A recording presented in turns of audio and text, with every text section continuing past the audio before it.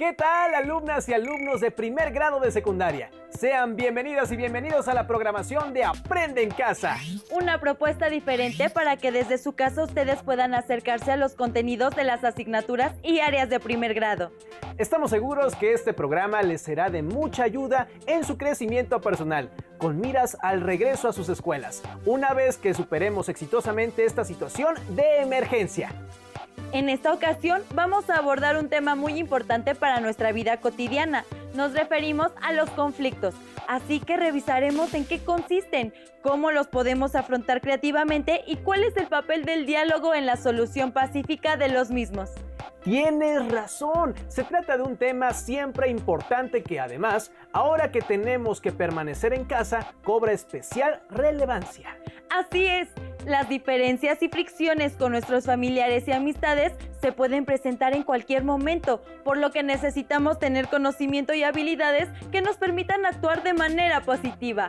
Para iniciar, los invitamos a ver el siguiente video, Reconocimiento y Valoración de los Conflictos. Como no viniste el fin de semana, no pudiste ver la pelea entre Miguel y Emilio.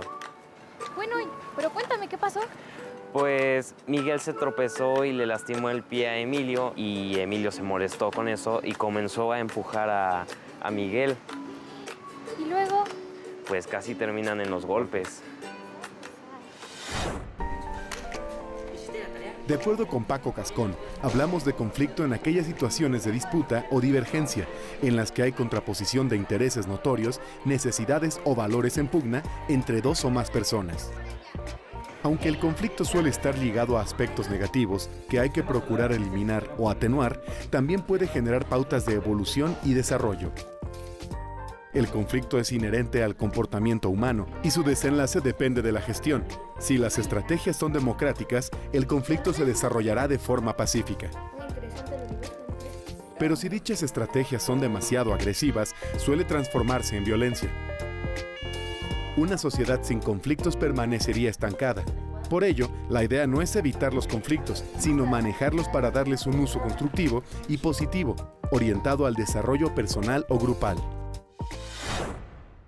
Las autoras del libro Introducción de Conceptos, Paz, Violencia, Conflicto, Sampere y Barbeito señalan que cada persona tiene su propia y exclusiva escala de valores, edificada a partir de la relación con el entorno cultural y familiar. Las experiencias vividas, la propia capacidad de análisis, las personas que se escogen como referentes, etc. Por ello, ni personas ni instituciones pueden ser neutrales. Por consiguiente, como afirman Bascón, Saavedra y Arias, tanto los actos conflictivos como los violentos son realidades que tienen múltiples formas de manifestación, que dependen, en gran medida, de la situación particular o escenario en que suceden. Por ello, es importante consolidar la configuración de los diferentes contextos y de cómo estos pueden favorecer un tipo de pensamiento y actuación concretos en los participantes. Aunque conflicto y violencia siempre se asocian, en realidad, la violencia es solo una de las formas no positivas ni constructivas que tenemos para responder a un conflicto. Y como señala Marcela Pérez Peralta, si los conflictos se abordan negativamente, se producen sentimientos de rabia, ansiedad, enfado o resentimiento y deterioro de las relaciones interpersonales. Por esta razón, son importantes las habilidades emocionales a la hora de afrontar los conflictos interpersonales. De esta manera, se fomenta la cultura de la paz. Mohandas Karamchand Gandhi, mejor conocido como Mahatma Gandhi, ejemplificó una manera de enfrentar el conflicto a través de la desobediencia civil y la resistencia pacífica. Fue tal su influencia que logró liberar a la India de la opresión en que la mantenía Gran Bretaña. Para ello, puso en marcha un método de acción denominado Satyagraha, basado en la protesta sin violencia. No obstante lo anterior, Gandhi fue encarcelado y agredido, pero jamás respondió de la misma manera. Hoy en día se recuerda la importancia que tuvo su actuar en pro de la cultura de la paz.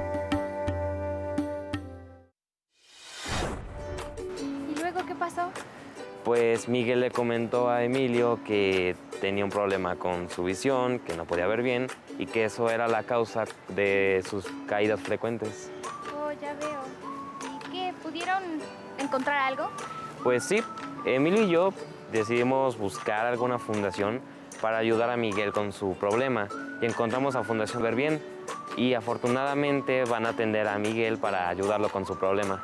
¡Qué bueno! Sí, es muy buena noticia y hasta ahora se están llevando súper bien, se ve que van a ser muy grandes amigos y... ¿Y tú, cómo respondes ante un conflicto? ¿Qué valores son necesarios para generar una cultura de paz? Como hemos visto, el conflicto es una divergencia de formas de entender las cosas y de reaccionar ante ellas, y es inherente a la convivencia humana, es decir, es algo propio de todas las personas que siempre va a estar presente en nuestras vidas.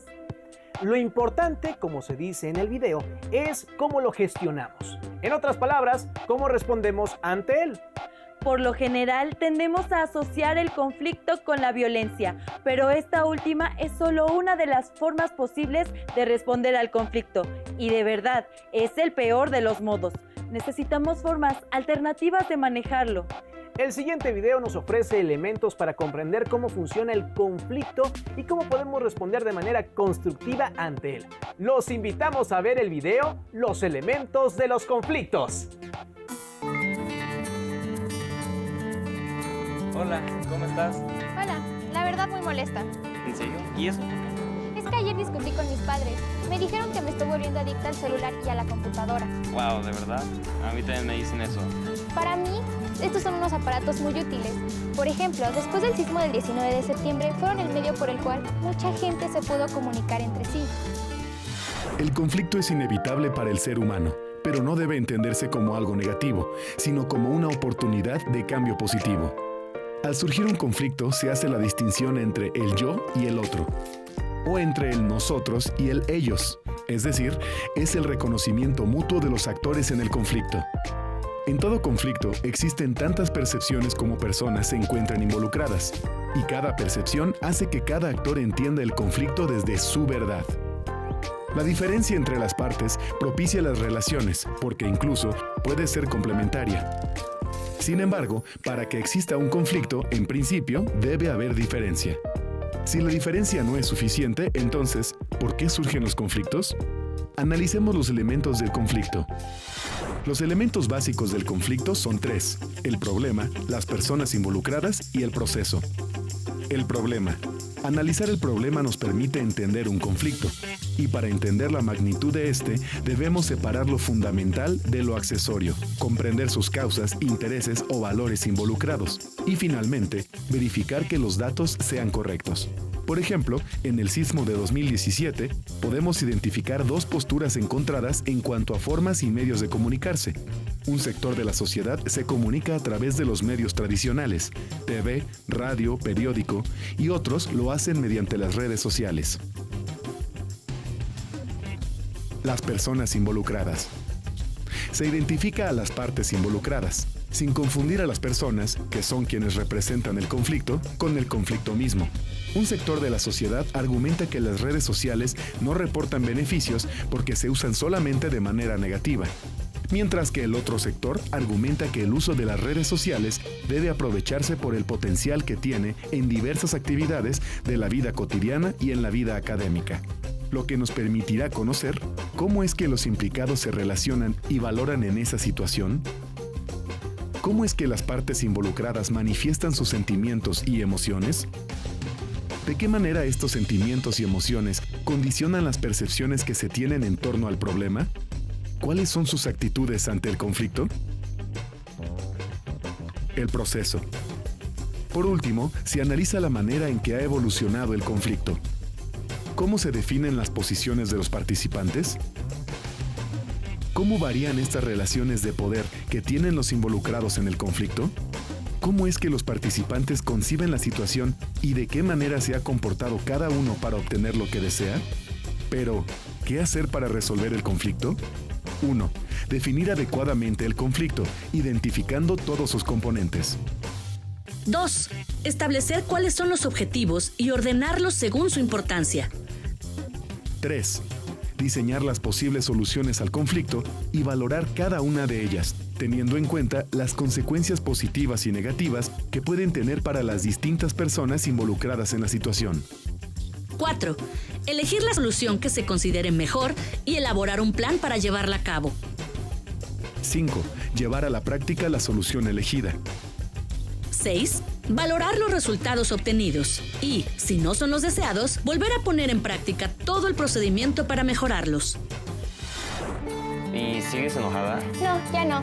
Ayer hablé con mis padres y aunque sí, al principio discutimos un poco, finalmente cada quien dio sus puntos de vista y argumentos acerca del uso de la computadora, el celular y en específico de las redes sociales.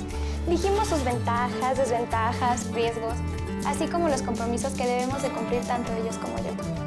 Ok, ¿y luego qué pasó? Pues finalmente pudimos llegar a un acuerdo.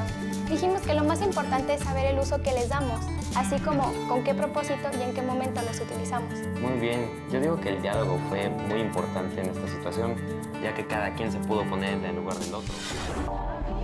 ¿Y tú, cómo resuelves tus conflictos? Interesante sin duda esta idea de que el conflicto es una oportunidad para el cambio, ¿verdad? Claro, pero el punto de partida para ello es que las partes del conflicto se reconozcan mutuamente como interlocutores válidos. En efecto, no se vale descalificar a la otra persona de antemano. Hay que escuchar sus razones y ser empáticos, buscando ponerse en su lugar, preguntándose por qué se ve de cierta manera el problema, cuáles son los argumentos que ofrece. Esa es una de las claves para solucionar el conflicto. También nos ayuda a entender cómo funciona el conflicto, dónde radica realmente el problema y cuáles son las posiciones en juego. Es verdad, porque luego ocurre que estamos discutiendo por discutir o nos desviamos hacia aspectos secundarios que no son el núcleo del conflicto. Todo ello es importante, pero la gran herramienta para resolver conflictos es el diálogo, como veremos en el siguiente video, el diálogo y la solución de conflictos. ¡Disfrútenlo!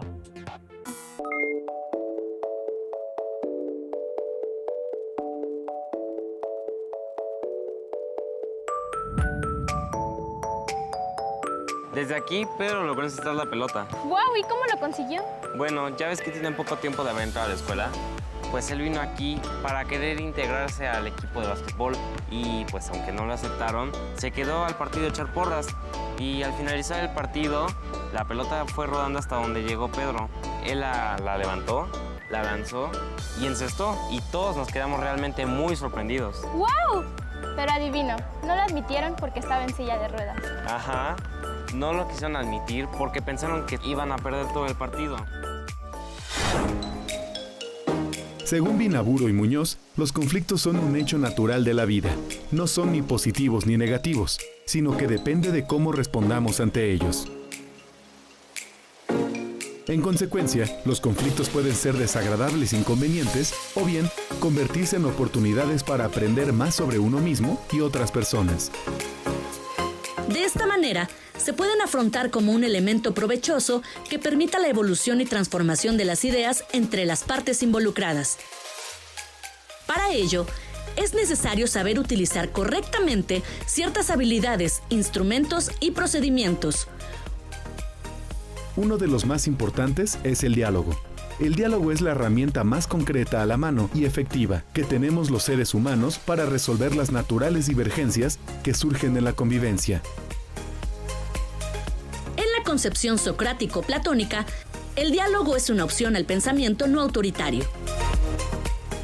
La democracia va aparejada a la capacidad de dialogar y de lograr consensos para garantizar el desarrollo humano.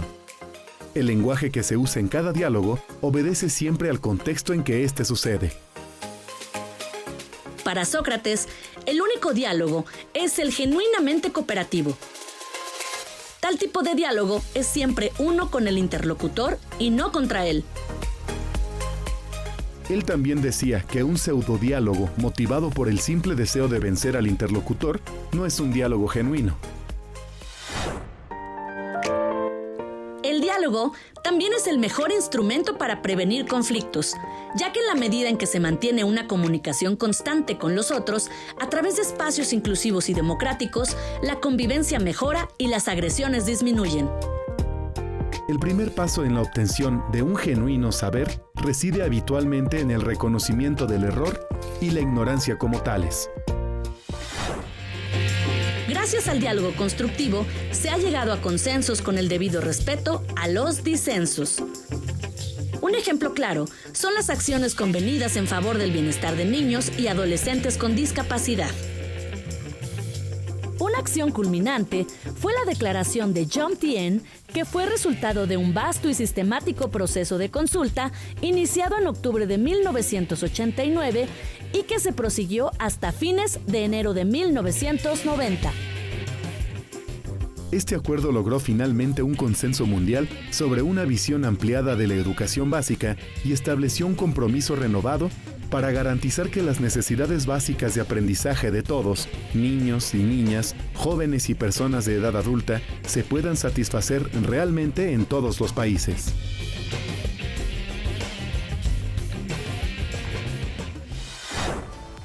Y después de todo, el entrenador invitó a todos los compañeros a dialogar sobre el caso de Pedro. Los compañeros que aún no conocían y trataban a Pedro admitieron que estaban en un error al pensar que, debido a su discapacidad, estaba limitado en sus posibilidades. Después, el entrenador invitó a Pedro a que formara parte del equipo desde los entrenamientos para tener un mejor resultado. ¡Órale! Así que sirvió el diálogo como herramienta para resolver su conflicto. Sí, por eso actualmente todos se llevan muy bien con Pedro. ¿Y tú, de qué manera usas el diálogo para la solución de los conflictos? Ahora podemos entender que los conflictos no son ni buenos ni malos, dependen de la respuesta que les demos. Y el diálogo es la herramienta más efectiva para dar a los conflictos un significado positivo en nuestra vida. Pero ello implica renunciar a la fuerza y a la imposición. Recuerden siempre lo que se dijo en este último video, es un diálogo con el interlocutor, no contra él. ¿Y ustedes qué podrían hacer para contribuir a solucionar pacíficamente los conflictos y mejorar la convivencia con su familia, amigos y vecinos? Es evidente que no podemos cambiar de un día para otro la forma como respondemos a los conflictos, pero puedes empezar en poner en práctica lo que hemos revisado. La siguiente vez que enfrenten un conflicto, sea con sus amigos o familia, no se dejen llevar por sus emociones, ni respondan impulsivamente. Dense su tiempo y sigan esta ruta. Traten de identificar dónde está el conflicto y cuáles son las diferencias de fondo. No descalifiquen a la otra persona e intenten comprender su punto de vista. Valoren sus razones. Apelen al diálogo, poniendo por delante argumentos. De preferencia, escriban estas reflexiones y vuelvan con la persona para establecer un diálogo. Poniendo en juego el respeto, el diálogo y la razón, verán que sí se puede. ¡Hasta pronto!